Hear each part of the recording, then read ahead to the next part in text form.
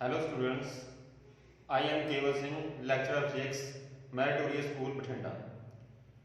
Today we discuss experiment to determine Young modulus of elasticity of a material of a given wire using Sells apparatus.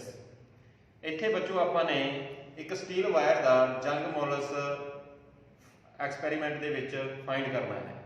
ਤਾਂ ਇਹ experiment ਕਰਨ ਲਈ ਆਪਾਂ ਨੂੰ ਇੱਕ ਆਪਰੇਟਰਸ ਦੀ ਲੋੜ ਪੈਂਦੀ ਹੈ। ਤਾਂ ਸਭ ਤੋਂ ਪਹਿਲਾਂ ਆਪਾਂ ਨੂੰ ਆਪਰੇਟਰਸ ਪਤਾ ਹੋਣਾ ਚਾਹੀਦਾ ਹੈ ਵੀ ਆਪਾਂ ਨੂੰ ਕਿਹੜੇ ਕਿਹੜੇ ਆਪਰੇਟਰਸ ਦੀ ਲੋੜ ਪੈਂਦੀ ਹੈ। ਤਾਂ ਇਸ ਦੇ ਵਿੱਚ ਸਭ ਤੋਂ ਪਹਿਲਾਂ ਆਪਾਂ ਨੂੰ ਸੈਲਜ਼ ਆਪਰੇਟਰਸ ਚਾਹੀਦਾ ਹੈ। ਇਹ ਆਪਣੇ ਕੋਲੇ ਸੈਲਜ਼ ਆਪਰੇਟਰਸ ਹੈ। ਇਸ ਦੇ ਵਿੱਚ इस दो जगह के उपर स्टील दी वायरस कस दित्तियां जाणगियां ते साइड ते एक अपने कोले स्फेरोमीटर हुंदा है। इस दे नाल इसकी जो एक्सटेंशन वायर दे विच जो प्रोड्यूस हुंदी है वो आपां मेजर करदे हां। उस तो बाद नैक्सट जो अपना इस दे विच एक स्टील वायर चाहीदियां है। ये स्टील वायर ये अपने कोले स्टील दी वायर है। इसकी दो लेंथां हुंदियां ने अपने कोले ते इस दी वायर दी आपां एक लेंथ मेजर करनी है। जो लेंथ मेजर करांगे आपां वो अपने कोले एक मीटर स्केल हुंदा है। इस मीटर स्केल के नाल आपां इसकी लेंथ मेजर करांगे। उस तो बाद इसका आपां ने एक डायमीटर मेजर करना हुंदा है। डायमीटर मेजर करने के लिए आपां एक स्क्रू गेज की यूज करांगे। स्क्रू गेज के नाल आपां एक डायमीटर मेजर करांगे। उस तो बाद नैक्सट अपने कोले स्लॉटर वेट चाहिए। स्लॉटर वेट्स की होंदे ने ये अपने कोले एक हैंगर हुंदा है। हैंगर दे विच इस तरह वेट लगाए होंदे ने ते ये जो वेट्स होंदे ने इन्हां नूं स्लॉटर वेट कहा जाता है। ये हैंगर हुंदा है। इसका जो वेट है लगभग 1 kg के अप्रोक्सीमेट हुंदा है। इस तो बाद नैक्सट अपने कोले एक डैड वेट चाहिए है। ये डैड वेट की जो शेप है इस तरह की होंदी है तो इसका भी जो वेट है लगभग 1 kg के अप्रोक्सीमेट। हाँ जी, हुण इस नैक्सट थ्योरी डिस्कस करनी है एक्सपैरीमेंट की। तो इस लिए आपां नूं सब तो पहला हुक्स लॉ का पता होना चाहिए है। अकॉर्डिंग टू हुक्स लॉ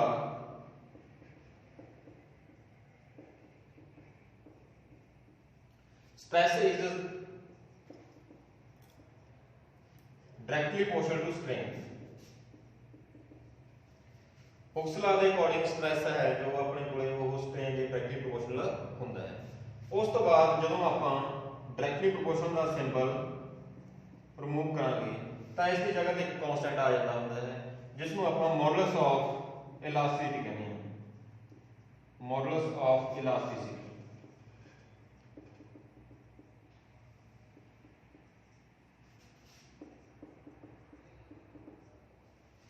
ये जो मॉडुलस ऑफ इलास्टिसिटी हुंदा है ये मटीरियल की नेचर के ऊपर डिपेंड करता है।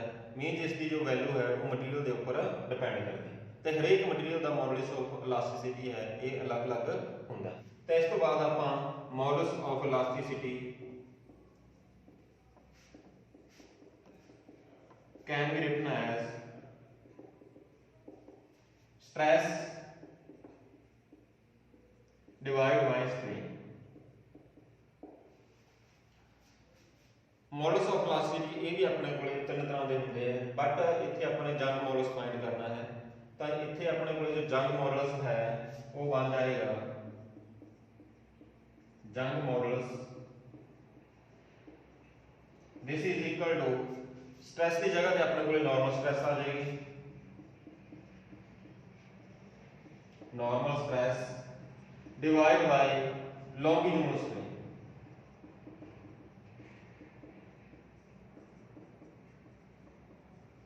Normal stress divide by longitudinal strain. तो Young modulus is written as normal stress divide by longitudinal strain. इत्थे बच्चों आप एक वायर लवांगे। ये जो वायर है इसकी जो इनिशियल लेंथ है that is capital L। Capital L is the initial length of the wire.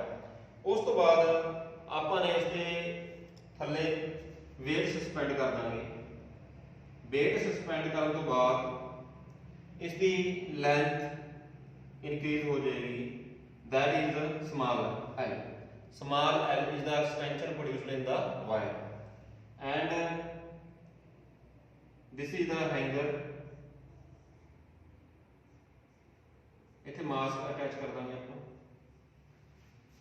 तो आपको पता है जो जंग मॉडल्स फाइंड करना, तो एक आपको नॉर्मल स्ट्रेस पता होनी चाहिए है, तो एक आपको लॉन्गिट्यूडनल स्ट्रेन पता होनी चाहिए। तो सब तो पहले आप इत्थे नॉर्मल स्ट्रेस फाइंड करांगे। तो normal stress is given by force upon area. तो इतने अपने को जो फोर्स की वैल्यू आएगी वो इतने अपने को इस मास का वेट आ जाएगा, that is written as mg। जो mg है ये वेट होता है, ये भी एक तरह का अपने को फोर्स ही होती है।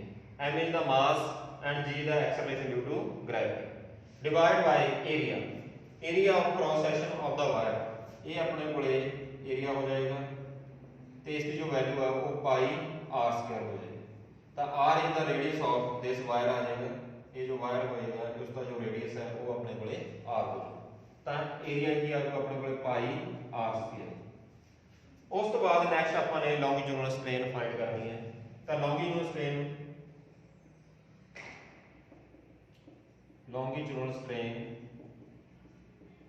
दिस इज इक्वल टू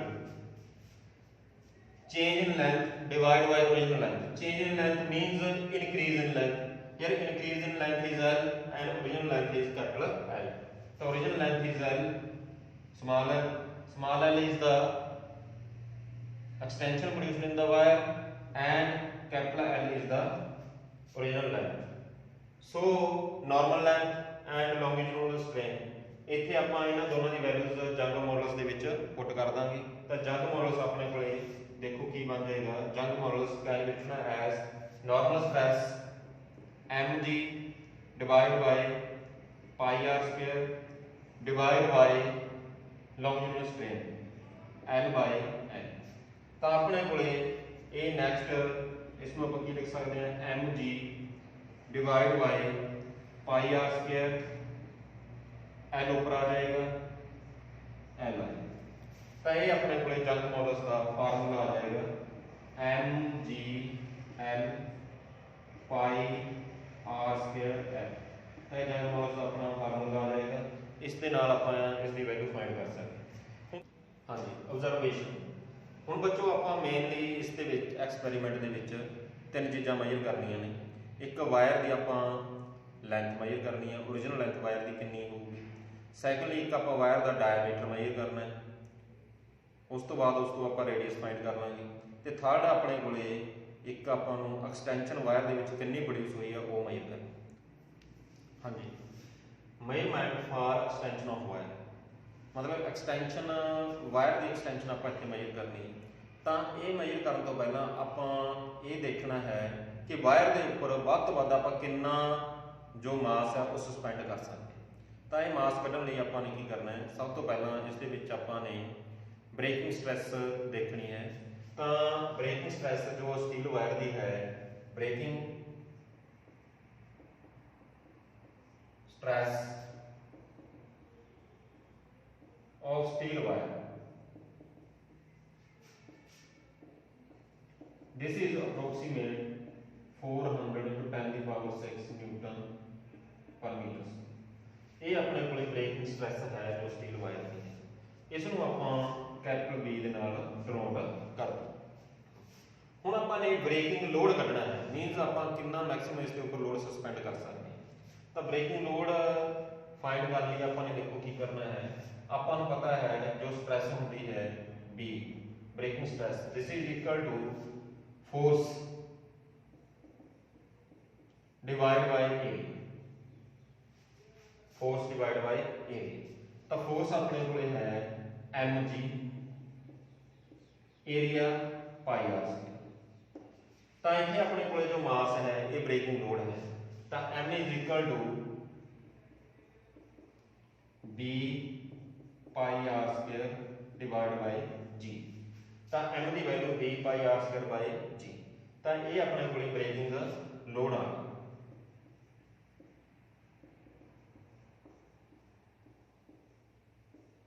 तो breaking load is given by b pi r square divide by g।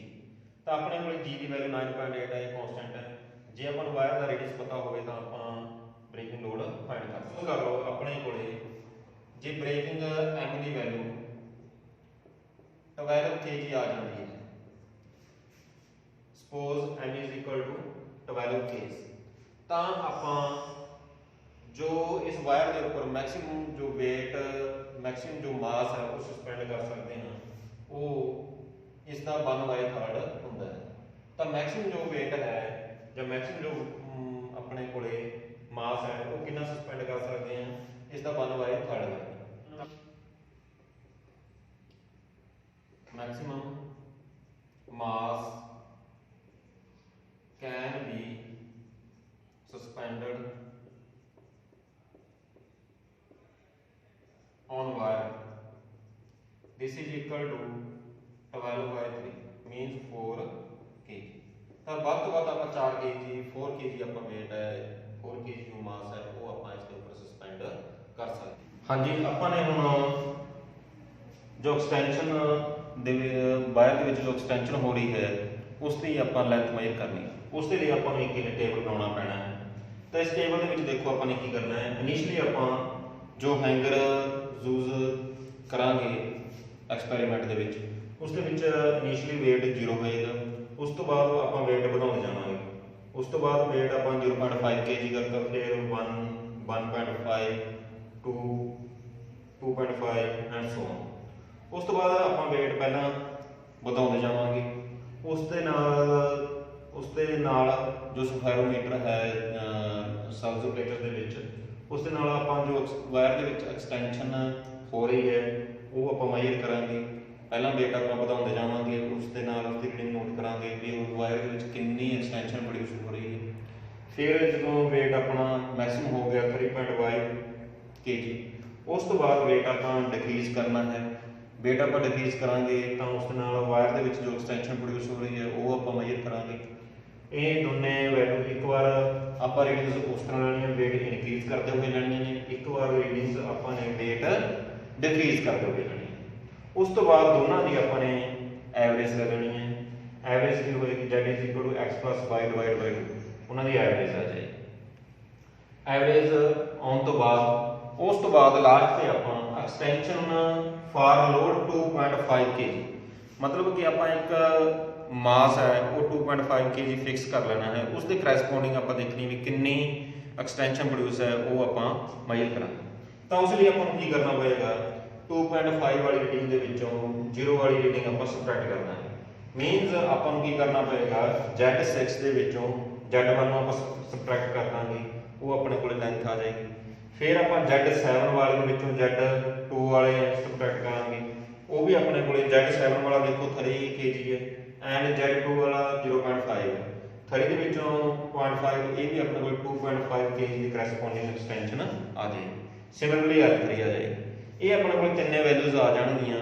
ਫਿਰ ਇਹਨਾਂ ਦੀ ਆਪਾਂ ਨੈਕਸਟ ਐਵਰੇਜ ਲੈ ਲਾਂਗੇ, ਉਹ ਆਪਣੇ ਕੋਲ ਜੋ ਵੈਲਿਊ ਆ ਜਾਏਗੀ ਉਹ ਐਕਸਟੈਂਸ਼ਨ ਆ ਜਾਏਗੀ ਫਾਰ ਦਾ weight ਕਰੈਸਪੋਂਡਿੰਗ 2.5 kg। ਇਸ ਤਰ੍ਹਾਂ ਇਹ ਆਪਣੇ ਕੋਲ ਐਕਸਟੈਂਸ਼ਨ ਪ੍ਰੋਡਿਊਸਰ ਇਨ ਦਾ ਵਾਇਰ ਆ ਜਾਏਗੀ। ਹੁਣ ਆਪਾਂ ਲੈਬ ਦੇ ਵਿੱਚ ਇਸ ਦਾ ਐਕਸਪੈਰੀਮੈਂਟ ਆਪਾਂ ਇਹ ਪਰਫਾਰਮ ਕਰਾਂਗੇ।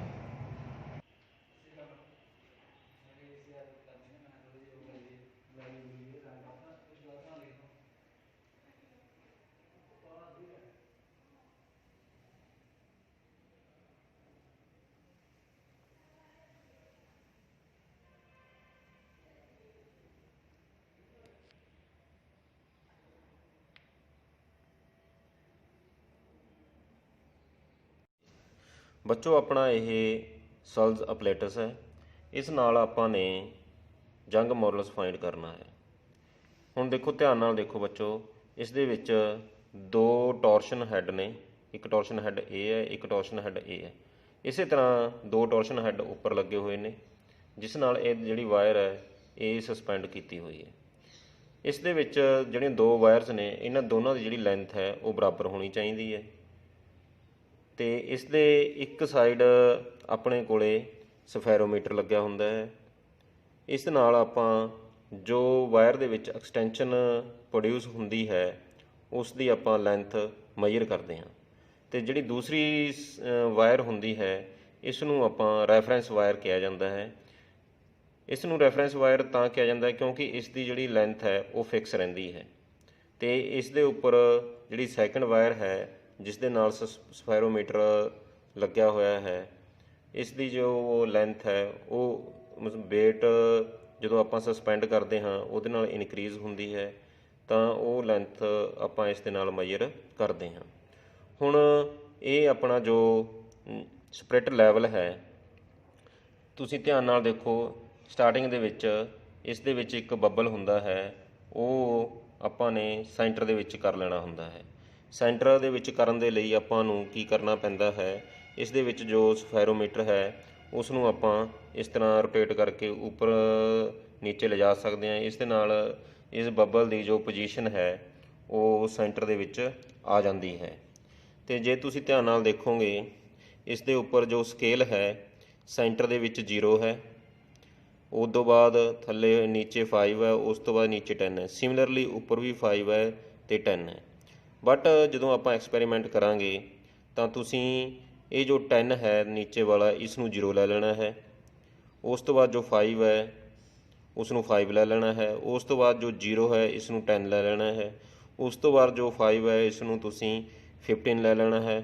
ਜੋ ਉੱਪਰ ਵਾਲਾ 10 ਹੈ ਇਸ ਨੂੰ ਤੁਸੀਂ 20 ਲੈਣਾ ਹੈ। ਇਸ ਨਾਲ ਜੋ ਰੀਡਿੰਗਸ ਨੇ ਉਹ ਆਪਣੀਆਂ ਸਾਰੀਆਂ ਉੱਪਰ ਵੱਲ ਨੂੰ ਆ ਜਾਣਗੀਆਂ। ਆਪਣਾ ਜੋ ਇਹ ਸਫੈਰੋਮੀਟਰ ਹੈ, ਇਸ ਦੇ ਉੱਪਰ ਸਰਕੂਲਰ ਸਕੇਲ ਦੇ ਉੱਪਰ 100 ਡਿਵੀਜ਼ਨਸ ਹੁੰਦੀਆਂ ਨੇ, ਅਤੇ ਇਹ ਜਦੋਂ ਇਸ ਦਾ ਇੱਕ ਰੋਟੇਸ਼ਨ ਕੰਪਲੀਟ ਹੁੰਦਾ ਹੈ ਤਾਂ ਉਸ ਨਾਲ ਆਪਣੇ ਕੋਲ 1 mm ਇਹ ਅਪਵਰਡ ਮੂਵ ਕਰਦਾ ਹੈ। ਇਹ ਡਾਊਨਵਰਡ ਵੀ ਮੂਵ ਕਰ ਸਕਦਾ ਹੈ, ਇਹ ਡਿਪੈਂਡ ਕਰਦਾ ਹੈ ਤੁਸੀਂ ਰੋਟੇਸ਼ਨ ਕਿਸ ਤਰ੍ਹਾਂ ਦਿੰਦੇ ਹੋ। ਜੇ ਇਸ ਤਰ੍ਹਾਂ ਤੁਸੀਂ ਰੋਟੇਸ਼ਨ ਇਸ ਤਰ੍ਹਾਂ ਦੇ ਰਹੇ ਹੋ ਤਾਂ ਇਹ ਅਪਵਰਡ ਜਾਏਗਾ, ਜੇ ਰੋਟੇਸ਼ਨ ਇਸ ਤਰ੍ਹਾਂ ਦੇ ਰਹੇ ਹੋ ਤਾਂ ਇਹ ਡਾਊਨਵਰਡ ਜਾਏਗਾ। ਇਹ ਅਪਵਰਡ ਅਤੇ ਡਾਊਨਵਰਡ ਜਾਣ ਦੇ ਨਾਲ ਤੁਹਾਡਾ ਜੋ ਬੱਬਲ ਹੈ ਸਪਰਿਟ ਲੈਵਲ ਦਾ ਉਹ ਸ਼ਿਫਟ ਹੋ ਜਾਂਦਾ ਹੈ। ਤਾਂ ਇਸ ਤਰ੍ਹਾਂ ਤੁਸੀਂ ਇਸ ਦੀ ਰੀਡਿੰਗ ਲੈਣੀ ਹੈ। ਜਿਵੇਂ ਹੁਣ ਸਟਾਰਟਿੰਗ ਦੇ ਵਿੱਚ ਤੁਸੀਂ ਬਿਲਕੁਲ ਇਸ ਨੂੰ ਸਪੋਜ਼ ਕਰ ਲਓ ਤੁਸੀਂ 0 'ਤੇ ਰੱਖ ਲੈਂਦੇ ਹੋ। ਉਸ ਤੋਂ ਬਾਅਦ ਇਹ ਆਪਣਾ ਹੁਣ 0 'ਤੇ ਆ ਗਿਆ। ਇਸ ਤੋਂ ਬਾਅਦ ਜੇ ਤੁਸੀਂ ਇਸ ਦਾ 1 ਰੋਟੇਸ਼ਨ ਦੇ ਦਿੰਦੇ ਹੋ ਤਾਂ ਇਹ 1 mm ਉੱਪਰ ਸ਼ਿਫਟ ਹੋ ਜਾਏਗਾ। ਤਾਂ ਇਸ ਨਾਲ ਇਸ ਦਾ ਆਪਾਂ ਲੀਸਟ ਕਾਊਂਟ ਵੀ ਫਾਈਂਡ ਕਰ ਸਕਦੇ ਹਾਂ। ਇਸ ਦੀ ਜੋ ਪਿੱਚ ਆਏਗੀ ਉਹ 1 mm ਹੋਵੇਗੀ, ਅਤੇ ਇਸ ਦਾ ਜੋ ਲੀਸਟ ਕਾਊਂਟ ਬਣੇਗਾ ਉਹ 0.01 mm ਹੋਵੇਗਾ। ਇਸ ਤਰ੍ਹਾਂ ਆਪਾਂ ਇਸ ਦਾ ਰੀਡਿੰਗ ਲਵਾਂਗੇ। ਹੁਣ ਤੁਸੀਂ ਜਦੋਂ ਐਕਸਪੈਰੀਮੈਂਟ ਪਰਫੋਰਮ ਕਰਨਾ ਹੈ ਆਪਾਂ ਨੇ, ਤਾਂ ਤੁਸੀਂ ਕੀ ਕਰਨਾ ਹੈ, ਇਹ ਜੋ ਆਪਣੇ ਰੈਫਰੈਂਸ ਵਾਇਰ ਹੈ ਉਸ ਦੇ ਉੱਪਰ ਇੱਕ ਤੁਸੀਂ ਵੇਟ ਸਸਪੈਂਡ ਕਰ ਦੇਣਾ ਹੈ। ਇਸ ਦਾ ਜੋ ਵੇਟ ਹੈ ਅਪਰੋਕਸੀਮੇਟ 1 kg ਹੁੰਦਾ ਹੈ। ਇਹ ਵੇਟ ਸਸਪੈਂਡ ਕਰਨ ਦਾ ਕੀ ਮੋਟਿਵ ਹੈ ਆਪਣਾ, ਇਹ ਵੇਟ ਸਸਪੈਂਡ ਕਰਨ ਦੇ ਨਾਲ ਤੁਹਾਡੀ ਜੋ ਵਾਇਰ ਹੈ ਉਸ ਦੇ ਵਿੱਚ ਜੋ ਕਿੰਕਸ ਨੇ ਉਹ ਖਤਮ ਹੋ ਜਾਂਦੇ ਨੇ, ਮੀਨਜ਼ ਵਾਇਰ ਹੈ ਜਿਹੜੀ ਉਹ ਬਿਲਕੁਲ ਸਿੱਧੀ ਹੋ ਜਾਂਦੀ ਹੈ। ਅਤੇ ਦੂਸਰੀ ਵਾਇਰ ਹੈ ਉਸ ਦੇ ਉੱਪਰ ਵੀ ਤੁਸੀਂ ਇੱਕ ਹੈਂਗਰ ਸਸਪੈਂਡ ਕਰ ਦੇਣਾ ਹੈ। ਹੈਂਗਰ ਸਸਪੈਂਡ ਕਰਨ ਦੇ ਨਾਲ ਕੀ ਹੋਏਗਾ, ਦੋਨਾਂ ਵਾਇਰਸ ਦੇ ਵਿੱਚ ਕਿੰਕਸ ਨੇ ਜਿਹੜੇ ਉਹ ਬਿਲਕੁਲ ਖਤਮ ਹੋ ਜਾਣਗੇ। ਤਾਂ ਇਹ ਜੋ ਆਪਾਂ ਨੇ ਦੋਨੇ ਡੈੱਡ ਵੇਟ ਔਰ ਹੈਂਗਰ ਸਸਪੈਂਡ ਕੀਤੇ ਨੇ, ਇਹਨਾਂ ਦੇ ਨਾਲ ਇਹ ਵਾਇਰ ਦੇ ਵਿੱਚ ਜਿਹੜੇ ਕਿੰਕਸ ਨੇ ਉਹ ਆਪਣੇ ਖਤਮ ਹੋ ਜਾਣਗੇ। ਹੁਣ ਸਭ ਤੋਂ ਪਹਿਲਾਂ ਆਪਣਾ ਜੋ ਕੰਮ ਹੈ ਕਿ ਉਹ ਆਪਣਾ ਜੋ ਸਪਰਿਟ ਲੈਵਲ ਹੈ ਉਸ ਨੂੰ ਆਪਾਂ ਸਪਰਿਟ ਲੈਵਲ ਦੇ ਵਿੱਚ ਜੋ ਬੱਬਲ ਹੈ ਉਸ ਨੂੰ ਆਪਾਂ ਸੈਂਟਰ ਦੇ ਵਿੱਚ ਲੈ ਕੇ ਆਉਣਾ ਹੈ। ਸੈਂਟਰ ਦੇ ਵਿੱਚ ਲਿਜਾਣ ਲਈ ਤੁਸੀਂ ਕੀ ਕਰਨਾ ਹੈ, ਇਸ ਨੂੰ ਰੋਟੇਟ ਕਰਨਾ ਹੈ। ਹੁਣ ਜੇ ਤੁਸੀਂ ਦੇਖੋਗੇ ਇਹ ਆਪਣਾ ਸੈਂਟਰ ਦੇ ਵਿੱਚ ਆ ਗਿਆ ਹੈ। ਹੁਣ ਇੱਕ ਗੱਲ ਤੁਸੀਂ ਹੋਰ ਧਿਆਨ ਰੱਖਣੀ ਹੈ ਕਿ ਤੁਸੀਂ ਰੀਡਿੰਗ ਕਰੈਕਟ ਫਿਰ ਹੀ ਆ ਸਕਦੀ ਹੈ। ਤੁਸੀਂ ਇਸ ਦਾ ਜੋ ਬੱਬਲ ਹੈ ਇਸ ਨੂੰ ਇੱਕ ਸਾਈਡ ਦੇ ਵਾਲੇ ਪਾਸੇ ਲੈ ਜਾਓ। ਤਾਂ ਹੁਣ ਦੇਖੋ ਧਿਆਨ ਨਾਲ, ਇਸ ਨੂੰ ਆਪਾਂ ਇੱਕ ਸਾਈਡ ਵੱਲ ਲੈ ਜਾਵਾਂਗੇ। ਇੱਕ ਸਾਈਡ ਵੱਲ ਲਿਜਾਣ ਲਈ ਤੁਸੀਂ ਇਸ ਨੂੰ ਆਪਣਾ ਜੋ ਬੱਬਲ ਹੈ ਇੱਕ ਸਾਈਡ ਆ ਗਿਆ ਹੈ, ਦੇਖੋ ਰੈੱਡ ਸਾਈਡ ਨਾਲ ਟੱਚ ਕਰ ਰਿਹਾ ਹੈ। ਤਾਂ ਤੁਸੀਂ ਦੇਖੋਗੇ ਜਦੋਂ ਤੁਸੀਂ ਇਹਦੇ ਉੱਤੇ ਵੇਟ ਸਸਪੈਂਡ ਕਰੋਗੇ ਤਾਂ ਇਸ ਵਾਇਰ ਦੀ ਐਕਸਟੈਂਸ਼ਨ ਹੋ ਜਾਵੇਗੀ। ਤਾਂ ਐਕਸਟੈਂਸ਼ਨ ਹੋਣ ਦੇ ਨਾਲ ਆਪਣਾ ਜੋ ਬੱਬਲ ਹੈ ਤੁਸੀਂ ਦੇਖੋ ਵੀ ਇਹ ਕਿੱਧਰ ਨੂੰ ਸ਼ਿਫਟ ਹੋਏਗਾ। ਜਦੋਂ ਇਹ ਨੀਚੇ ਨੂੰ ਐਕਸਟੈਂਸ਼ਨ ਹੋ ਜਾਏਗੀ ਤਾਂ ਇਹ ਵਾਲਾ ਪਾਸਾ ਆਪਣਾ ਥੱਲੇ ਨੂੰ ਜਾਏਗਾ। ਇਹ ਥੱਲੇ ਨੂੰ ਜਾਣ ਦੇ ਨਾਲ ਬੱਬਲ ਹੈ ਜੋ ਆਪਣਾ ਉਹ ਰੈਫਰੈਂਸ ਵਾਇਰ ਵੱਲ ਸ਼ਿਫਟ ਹੋਏਗਾ। ਇਹ ਕਈ ਵਾਰ ਕੁਐਸਚਨ ਵੀ ਬਣ ਜਾਂਦਾ ਹੈ ਕਿ ਜਦੋਂ ਆਪਾਂ ਵਾਇਰ ਦੇ ਵਿੱਚ ਐਕਸਟੈਂਸ਼ਨ ਹੁੰਦੀ ਹੈ ਤਾਂ ਤੁਹਾਡਾ ਬੱਬਲ ਕਿਸ ਵਾਲੇ ਪਾਸੇ ਸ਼ਿਫਟ ਹੁੰਦਾ ਹੈ, ਉਹ ਰੈਫਰੈਂਸ ਵਾਇਰ ਵੱਲ ਸ਼ਿਫਟ ਹੁੰਦਾ ਹੈ ਜਾਂ ਐਕਸਪੈਰੀਮੈਂਟਲ ਵਾਇਰ ਵੱਲ ਸ਼ਿਫਟ ਹੁੰਦਾ ਹੈ। ਹੁਣ ਦੇਖੋ ਆਪਾਂ ਨੇ ਰੈਫਰੈਂਸ ਜੋ ਵਾਇਰ ਹੈ ਉਸ ਦੇ ਉੱਪਰ ਡੈਡ ਵੇਟ ਸਸਪੈਂਡ ਕੀਤਾ ਹੋਇਆ, ਜਾਂ ਐਕਸਪੈਰੀਮੈਂਟਲ ਵਾਇਰ ਹੈ ਉਸ ਦੇ ਉੱਪਰ ਹੈਂਗਰ ਸਸਪੈਂਡ ਕੀਤਾ ਹੈ, ਤੇ ਦੋਨਾਂ ਦਾ ਜਿਹੜਾ ਵੇਟ ਹੈ ਉਹ ਇਕੁਅਲ ਹੈ। ਹੁਣ ਆਪਾਂ ਨੇ ਇਸ ਦੀ ਜ਼ੀਰੋ ਰੀਡਿੰਗ ਦੇਖਣੀ ਹੈ। ਤਾਂ ਹੁਣ ਜੇ ਤੁਸੀਂ ਉਸ ਨੂੰ ਧਿਆਨ ਨਾਲ ਦੇਖੋਗੇ ਤਾਂ ਆਪਣਾ ਜੋ ਸਟਾਰਟਿੰਗ ਹੈ ਜੋ 10 ਹੈ ਉਸ ਨੂੰ ਆਪਾਂ 0 ਲੈ ਕੇ ਚੱਲੇ ਸੀ, ਤਾਂ ਇਹ ਆਪਣਾ 9 ਦੇ ਅਪਰੋਕਸੀਮੇਟ ਆ ਚੁੱਕਿਆ ਹੈ। ਤਾਂ ਆਪਣੀ ਜੋ ਮੇਨ ਸਕੇਲ ਹੈ ਉਸ ਦੇ ਉੱਪਰ ਜੋ ਇਸ ਦੀ ਰੀਡਿੰਗ ਹੈ ਉਹ ਆਪਣੇ ਕੋਲੇ 8 ਹੈ। ਉਸ ਤੋਂ ਬਾਅਦ 8 ਆ ਚੁੱਕੀ ਹੈ, ਅਤੇ ਇਸ ਦੇ ਉੱਪਰ ਆਪਣੇ ਕੋਲੇ ਜੋ ਸਰਕੂਲਰ ਸਕੇਲ ਹੈ ਉਸ ਦੀ ਜੋ ਰੀਡਿੰਗ ਹੈ ਉਹ 39 ਆ ਚੁੱਕੀ ਹੈ। ਮੀਨਜ਼ ਇਸ ਦੀ ਜੋ ਜ਼ੀਰੋ ਰੀਡਿੰਗ ਹੈ ਉਹ 8.39 mm ਹੈ। ਤਾਂ ਇਹ ਆਪਣੀ ਜ਼ੀਰੋ ਰੀਡਿੰਗ ਆ ਗਈ। ਉਸ ਤੋਂ ਬਾਅਦ ਜੋ ਨੈਕਸਟ ਆਪਾਂ ਰੀਡਿੰਗ ਲੈਣੀ ਹੈ ਉਹ ਆਪਾਂ ਵੇਟ ਸਸਪੈਂਡ ਕਰਕੇ ਲਵਾਂਗੇ। ਤਾਂ ਆਪਣੀ ਜੋ ਜ਼ੀਰੋ ਰੀਡਿੰਗ ਹੈ ਉਹ 8.39 ਹੈ। ਹੁਣ ਆਪਾਂ ਨੇ ਨੈਕਸਟ ਇਸ ਦੇ ਉੱਪਰ ਹਾਫ kg ਵੇਟ ਸਸਪੈਂਡ ਕਰਾਂਗੇ। ਹਾਫ kg ਜਦੋਂ ਆਪਾਂ ਵੇਟ ਸਸਪੈਂਡ ਕਰਾਂਗੇ, ਇਹ ਆਪਾਂ ਹਾਫ kg ਇਸ ਦੇ ਉੱਪਰ ਵੇਟ ਸਸਪੈਂਡ ਕਰ ਦਿੱਤਾ ਹੈ। ਹੁਣ ਤੁਸੀਂ ਥੋੜ੍ਹਾ ਜਿਹਾ ਵੇਟ ਕਰਨਾ ਹੈ। ਵੇਟ ਇਸ ਲਈ ਕਰਨਾ ਹੈ ਕਿਉਂਕਿ ਇਹ ਤੁਹਾਡੀ ਜੋ ਵਾਇਰ ਹੈ ਇਸ ਦੇ ਵਿੱਚ ਵਰਟੀਕਲ ਡਾਇਰੈਕਸ਼ਨ ਦੇ ਵਿੱਚ ਵਾਈਬ੍ਰੇਸ਼ਨ ਸਟਾਰਟ ਹੋ ਚੁੱਕੀਆਂ ਨੇ। ਤਾਂ ਵਾਈਬ੍ਰੇਸ਼ਨ ਸਟਾਰਟ ਹੋਣ ਤੋਂ ਬਾਅਦ ਥੋੜ੍ਹਾ ਜਿਹਾ ਤੁਸੀਂ ਟਾਈਮ ਲੈਣਾ ਹੈ ਤਾਂ ਜੋ ਵਾਈਬ੍ਰੇਸ਼ਨ ਉਹ ਸਟੇਬਲ ਹੋ ਜਾਣ। ਤਾਂ ਉਸ ਤੋਂ ਬਾਅਦ ਤੁਸੀਂ ਦੇਖੋਗੇ ਕਿ ਇਹ ਆਪਣੀ ਜੋ ਹਾਫ kg ਵੇਟ ਸਸਪੈਂਡ ਕੀਤਾ ਹੈ ਇਸ ਨਾਲ ਇਹ ਵਾਇਰ ਦੇ ਵਿੱਚ ਐਕਸਪੈਂਸ਼ਨ ਹੋ ਜਾਵੇਗੀ। ਐਕਸਪੈਂਸ਼ਨ ਹੋਣ ਦੇ ਨਾਲ ਕੀ ਹੋਵੇਗਾ ਕਿ ਆਪਣਾ ਜੋ ਸਪਿਰਿਟ ਲੈਵਲ ਦਾ ਬੱਬਲ ਹੈ ਉਹ ਰੈਫਰੈਂਸ ਵਾਇਰ ਵੱਲ ਸ਼ਿਫਟ ਹੋ ਜਾਏਗਾ। ਤਾਂ ਹਾਂ ਦੇਖੋ ਧਿਆਨ ਨਾਲ ਤੁਸੀਂ ਬੱਚੋ, ਹਾਂਜੀ ਇਹ ਆਪਣਾ ਜੋ ਲੈਵਲ ਹੈ ਇਹ ਰੈਫਰੈਂਸ ਵਾਇਰ ਵੱਲ ਜੋ ਬੱਬਲ ਹੈ ਉਹ ਰੈਫਰੈਂਸ ਵਾਇਰ ਵੱਲ ਸ਼ਿਫਟ ਹੋ ਚੁੱਕਾ ਹੈ। ਹੁਣ ਆਪਾਂ ਨੇ ਕੀ ਕਰਨਾ ਹੈ, ਸਫੈਰੋਮੀਟਰ ਨੂੰ ਇਸ ਤਰ੍ਹਾਂ ਰੋਟੇਟ ਕਰਨਾ ਹੈ ਕਿ ਤੁਹਾਡਾ ਜੋ ਲੈਵਲ ਹੈ ਉਹ ਦੁਬਾਰਾ ਪਹਿਲਾਂ ਵਾਲੀ ਪੋਜੀਸ਼ਨ ਦੇ ਵਿੱਚ ਹੀ ਆ ਜਾਵੇ। ਜੋ ਆਪਣਾ ਬੱਬਲ ਹੈ ਉਹ ਆਪਣੀ ਦੁਬਾਰਾ ਪਹਿਲਾਂ ਵਾਲੀ ਪੋਜੀਸ਼ਨ ਦੇ ਵਿੱਚ ਹੀ ਆ ਜਾਵੇ। ਤਾਂ ਇਸ ਨੂੰ ਆਪਾਂ ਰੋਟੇਟ ਕਰਾਂਗੇ। ਤਾਂ ਇਸ ਨੂੰ ਤੁਸੀਂ ਦੇਖਣਾ ਹੈ ਕਿਸ ਤਰ੍ਹਾਂ ਰੋਟੇਟ ਕਰਨਾ ਹੈ। ਇਸ ਤਰ੍ਹਾਂ ਇਹਨੂੰ ਆਪਾਂ ਰੋਟੇਟ ਕਰਾਂਗੇ ਤਾਂ ਤੁਹਾਡਾ ਜੋ ਬੱਬਲ ਹੈ ਉਹ ਆਪਣੀ ਪਹਿਲਾਂ ਵਾਲੀ ਪੋਜੀਸ਼ਨ ਦੇ ਵਿੱਚ ਆ ਜਾਵੇ। ਤਾਂ ਇਸ ਨੂੰ ਆਪਾਂ ਰੋਟੇਟ ਕਰ ਰਹੇ ਹਾਂ ਤਾਂ ਆਪਣਾ ਉਹ ਬੱਬਲ ਪਹਿਲਾਂ ਵਾਲੀ ਪੋਜੀਸ਼ਨ ਦੇ ਵਿੱਚ ਆ ਗਿਆ ਹੈ। ਤਾਂ ਇਸ ਤਰ੍ਹਾਂ ਇਹ ਤੁਸੀਂ ਰੀਡਿੰਗ ਲੈ ਸਕਦੇ ਹੋ। ਇਹ ਆਪਣੀ ਜੋ ਰੀਡਿੰਗ ਹੈ ਤੁਸੀਂ ਹਾਫ ਕਿਲੋਗ੍ਰਾਮ 'ਤੇ ਲਈ ਹੈ। ਇਸ ਤੋਂ ਬਾਅਦ ਆਪਾਂ ਨੇ ਨੈਕਸਟ ਹੈ ਜੋ ਵੇਟ ਉਹ ਹਾਫ kg ਹੋਰ ਇਸ ਦੇ ਵਿੱਚ ਐਡ ਕਰ ਦੇਣਾ ਹੈ। ਦੁਬਾਰਾ ਫਿਰ ਤੁਸੀਂ ਇਹ ਰੀਡਿੰਗ ਲੈਣੀ ਹੈ। ਤਾਂ ਰੀਡਿੰਗ ਲੈਣ ਨਾਲ ਇਸ ਕੀ ਹੋਏਗਾ ਕਿ ਤੁਹਾਡੀ ਵਾਇਰ ਦੇ ਵਿੱਚ ਐਕਸਪੈਂਸ਼ਨ ਹੋਰ ਜ਼ਿਆਦਾ ਹੋ ਜਾਵੇਗੀ। ਤਾਂ ਇਹ ਤੁਹਾਡੀ ਜਿਹੜੀ ਵਾਇਰ ਹੈ ਇਹ ਨੀਚੇ ਨੂੰ ਸ਼ਿਫਟ ਹੋ ਜਾਏਗੀ ਅਤੇ ਆਪਣਾ ਜੋ ਬੱਬਲ ਹੈ ਉਹ ਰੈਫਰੈਂਸ ਵਾਇਰ ਵੱਲ ਸ਼ਿਫਟ ਹੋ ਜਾਏਗਾ। ਤਾਂ ਤੁਸੀਂ ਅਗੇਨ ਦੁਬਾਰਾ ਰੀਡਿੰਗ ਲੈਣੀ ਹੈ। ਤਾਂ ਇਹ ਪ੍ਰੋਸੈਸ ਤੁਸੀਂ ਕੰਟੀਨਿਊਸਲੀ ਕਰਦੀ ਰਹਿਣੀ ਹੈ। ਤਾਂ ਇਸ ਦੇ ਵਿੱਚ ਇੱਕ ਗੱਲ ਤੁਸੀਂ ਇਹ ਨੋਟ ਧਿਆਨ ਰੱਖਣੀ ਹੈ, ਜੋ ਰੀਡਿੰਗ ਹੈ ਉਹ ਵੇਟ ਸਸਪੈਂਡ ਕਰਨ ਤੋਂ ਨਾਲ ਦੀ ਨਾਲ ਨਹੀਂ ਲੈਣੀ, ਥੋੜ੍ਹਾ ਜਿਹਾ ਤੁਸੀਂ ਵੇਟ ਕਰਨਾ ਹੈ। ਇਹ ਆਪਣਾ ਹੁਣ ਤੱਕ 1 kg ਵੇਟ ਸਸਪੈਂਡ ਕਰਨਾ ਹੈ। ਇਸ ਤੋਂ ਬਾਅਦ ਇਸ ਨੂੰ ਆਪਾਂ ਲੋਡਿੰਗ ਕਹਿ ਰਹੇ ਹਾਂ। ਲੋਡਿੰਗ ਕਿਉਂ ਤਾਂ ਕਿਹਾ ਜਾਂਦਾ ਕਿਉਂਕਿ ਆਪਾਂ ਵੇਟ ਆ ਜਿਹੜਾ ਉਹ ਇਨਕਰੀਜ਼ ਕਰ ਰਹੇ ਹਾਂ। ਇਸ ਤਰ੍ਹਾਂ ਵੇਟ ਆਪਾਂ ਸਸਪੈਂਡ ਕਰ ਦਿੱਤਾ ਹੈ ਤਾਂ ਇਸ ਵਾਇਰ ਦੇ ਵਿੱਚ ਐਕਸਪੈਂਸ਼ਨ ਹੋ ਜਾਏਗੀ ਅਤੇ ਆਪਣਾ ਜੋ ਬੱਬਲ ਹੈ ਅਗੇਨ ਉਹ ਰੈਫਰੈਂਸ ਵਾਇਰ ਵੱਲ ਸ਼ਿਫਟ ਹੋ ਜਾਏਗਾ। ਇਸ ਤਰ੍ਹਾਂ ਤੁਸੀਂ ਇਸ ਨੂੰ ਵੇਟ ਇਨਕਰੀਜ਼ ਕਰਦੇ ਕਰਦੇ ਆਪਾਂ 3.5 kg ਤੱਕ ਪਹੁੰਚ ਜਾਵਾਂਗੇ। ਇਹ ਆਪਣਾ ਹੁਣ ਜੋ ਵੇਟ ਹੈ ਉਹ ਆਪਣਾ 1.5 kg ਹੋਇਆ ਹੈ। ਇਸ ਤਰ੍ਹਾਂ ਤੁਸੀਂ ਰੀਡਿੰਗਸ ਲੈਣੀ ਹੈ। ਇਹ ਪ੍ਰੋਸੈਸ ਕੰਟੀਨਿਊਸਲੀ ਕਰਦੇ ਰਹਿਣੀ ਹੈ ਅਤੇ ਤੁਸੀਂ ਇਸ ਤਰ੍ਹਾਂ ਵੇਟ ਹੋਰ ਇਨਕਰੀਜ਼ ਕਰ ਦੇਣਾ ਹੈ ਅਤੇ ਰੀਡਿੰਗ ਨੋਟ ਕਰਨੀ ਹੈ। ਇਹ ਆਪਣਾ ਜੋ ਵੇਟ ਹੈ ਇਹ 2 kg ਹੋ ਗਿਆ। ਇਸ ਤੋਂ ਬਾਅਦ ਆਪਾਂ ਨੇ ਹਾਫ kg ਹੋਰ ਸਸਪੈਂਡ ਕਰਤਾ। ਇਸ ਦੇ ਨਾਲ ਇਹ ਵੇਟ ਕਰਨ ਤੋਂ ਬਾਅਦ ਵਾਇਰ ਦੇ ਵਿੱਚ ਐਕਸਪੈਂਸ਼ਨ ਹੋ ਜਾਏਗੀ। ਬਟ ਫਿਰ ਅਗੇਨ ਮੈਂ ਦੁਬਾਰਾ ਕਹਿ ਰਿਹਾ ਹਾਂ ਕਿ ਤੁਸੀਂ ਜੋ ਰੀਡਿੰਗ ਹੈ ਉਹ ਨਾਲ ਦੀ ਨਾਲ ਨਹੀਂ ਲੈਣੀ, ਥੋੜ੍ਹਾ ਜਿਹਾ ਵੇਟ ਕਰਨਾ ਹੈ ਕਿਉਂਕਿ ਇਹ ਵਾਇਰ ਦੇ ਵਿੱਚ ਵਰਟੀਕਲ ਫੋਰਮ ਦੇ ਵਿੱਚ ਵਾਈਬ੍ਰੇਸ਼ਨ ਹੋ ਰਹੀਆਂ ਨੇ ਅਤੇ ਉਹਨਾਂ ਨੂੰ ਸਟੇਬਲ ਹੋਣ ਲਈ ਆਪਾਂ ਨੂੰ ਵੇਟ ਕਰਨਾ ਚਾਹੀਦਾ ਹੈ। ਤਾਂ ਹੁਣ ਤਾਂ ਦੇਖੋ ਆਪਣਾ ਵੇਟ ਕਿੰਨਾ ਹੋ ਗਿਆ ਹੈ, 1 kg, 2 kg, 2.5, 3 kg and last is 3.5 kg। ये अपनी लास्ट रीडिंग हो जाएगी। तो इस तरह ये आप रीडिंग लवांगे। ਹੁਣ ਇਹ ਆਪਣੀ ਜੋ ਪ੍ਰੋਸੈਸ ਸੀ ਇਹ ਆਪਣੀ ਲੋਡਿੰਗ ਪ੍ਰੋਸੈਸ ਸੀ, ਮੀਨਸ ਆਪਾਂ ਵੇਟ ਇਨਕਰੀਜ਼ ਕਰ ਰਹੇ ਸੀ ਐਕਸਪੈਰੀਮੈਂਟਲ ਵਾਇਰ ਦੇ ਉੱਪਰ।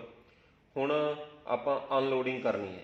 ਅਨਲੋਡਿੰਗ ਕਰਨ ਵੇਲੇ ਲਾਸਟ ਰੀਡਿੰਗ ਆਪਣੀ ਸੇਮ 3.5 ਤੇ ਉਹੀ ਆ ਜਾਏਗੀ। ਉਸ ਤੋਂ ਬਾਅਦ ਇਸ ਦੇ ਵਿੱਚੋਂ ਆਪਾਂ ਵੇਟ ਰਿਮੂਵ ਕਰ ਦਾਂਗੇ। ਇਸ ਨੂੰ ਅਨਲੋਡਿੰਗ ਕਿਹਾ ਜਾਂਦਾ ਹੈ। ਇਸ ਤਰ੍ਹਾਂ ਵੇਟ ਡਿਕਰੀਜ਼ ਕਰਦੇ ਕਰਦੇ ਆਪਣੀ ਰੀਡਿੰਗਸ ਆ ਜਾਣਗੀਆਂ। ਤਾਂ ਇਸ ਤਰ੍ਹਾਂ ਜਦੋਂ ਆਪਣੀਆਂ ਰੀਡਿੰਗਸ ਆ ਜਾਣਗੀਆਂ ਤਾਂ ਹਾਂਜੀ, ਹੁਣ ਆਪਾਂ ਨੇ ਇਸ ਦੇ ਵਿੱਚ ਐਕਸਟੈਂਸ਼ਨ ਫਾਈਂਡ ਕਰਨੀ ਹੈ ਫਾਰ ਲੋਡ 2.5 kg। ਇਸ ਲਈ ਆਪਾਂ ਨੇ ਪਹਿਲਾਂ ਵੀ ਕੀਤਾ ਹੋਇਆ ਹੈ, ਜੋ L1 ਹੈ ਉਹ ਆ ਜਾਏਗੀ ਆਪਾਂ ਨੇ 2.5 ਦੇ ਕਰੈਸਪੋਂਡਿੰਗ ਆਪਾਂ ਨੇ ਐਕਸਟੈਂਸ਼ਨ ਫਾਈਂਡ ਕਰਨੀ ਹੈ। ਤਾਂ ਉਸ ਲਈ ਆਪਾਂ 2.5 ਵਾਲੀ ਰੀਡਿੰਗ ਦੇ ਵਿੱਚੋਂ 0 ਵਾਲੀ ਰੀਡਿੰਗ ਸਬਟ੍ਰੈਕਟ ਕਰਦੇ ਹਾਂ। ਤਾਂ ਆਪਾਂ ਕੀ ਕਰਾਂਗੇ, ਇਸ ਦੇ ਵਿੱਚ Z6 ਦੇ ਵਿੱਚੋਂ Z1 ਵਾਲੀ ਸਬਟ੍ਰੈਕਟ ਕਰ ਦਾਂਗੇ, Z7 ਦੇ ਵਿੱਚੋਂ Z2 ਵਾਲੀ ਸਬਟ੍ਰੈਕਟ ਕਰ ਦਾਂਗੇ, ਉਹ ਵੀ ਆਪਣੇ 2.5 ਦੇ ਕਰੈਸਪੋਂਡਿੰਗ ਆਪਣੀ ਰੀਡਿੰਗ ਆ ਜਾਏਗੀ। ਸਿਮਿਲਰਲੀ Z8 ਦੇ ਵਿੱਚੋਂ Z3 ਵਾਲੀ ਆਪਾਂ ਸਬਟ੍ਰੈਕਟ ਕਰ ਦਾਂਗੇ, ਉਹ ਆਪਣੀ ਰੀਡਿੰਗ ਆ ਜਾਏਗੀ। ਤਾਂ ਇਹ ਰੀਡਿੰਗ ਆ ਜਾਣੀ ਆਪਣੀ। ਇਸ ਤੋਂ ਬਾਅਦ ਇਹਨਾਂ ਦਾ ਆਪਾਂ ਮੀਨ ਲੈ ਲਾਂਗੇ। ਜੋ ਮੀਨ ਹੈ ਉਹ L is equal to L1 plus L2 plus L3 divide by ਇਹ ਆਪਣੀ ਇਕੁਐਲਿਟੀ ਆ ਜਾਏਗੀ। ਤਾਂ ਇਸ ਤਰ੍ਹਾਂ ਆਪਣੇ ਕੋਲੇ expansion producer for the load 2.5 kg ਉਹ ਆਪਣੇ ਕੋਲੇ ਆ ਜਾਏ। ਹਾਂਜੀ, ਆਪਾਂ ਨੂੰ ਆਪਣਾ ਜੰਗ ਮੋਲਸ ਦਾ ਫਾਰਮੂਲਾ ਪਤਾ ਹੈ। ਜੰਗ moles is given by y is equal to capital G